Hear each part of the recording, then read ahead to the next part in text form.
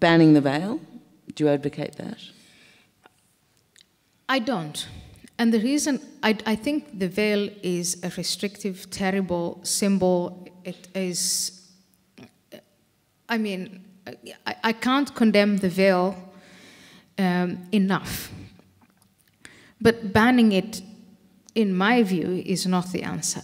I think the best thing to do is to have, in a Western society, the best thing to do is to have a debate about the substance. What does the veil stand for? What is the likelihood of Sharia law or parts of Sharia law being introduced, for instance, into Australian society?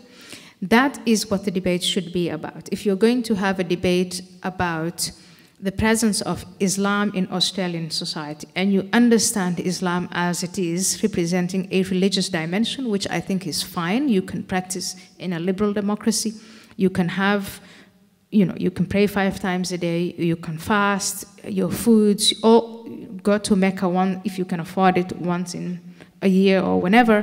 That's all fine. That's the religious dimension of Islam. But Islam has 2 other dimensions. There's the political dimension, where the concept of jihad and Sharia law is central, and there is a social dimension that governs the relationship between men and women.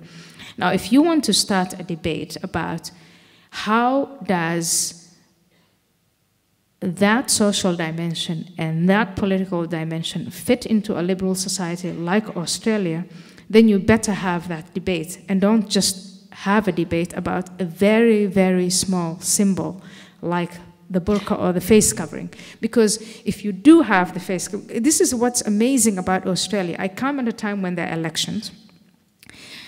People really want to have, the population wants to have a debate about culture and the clash of civilizations, and particularly the clash between Islamic values on the one hand and Australian values on the other hand.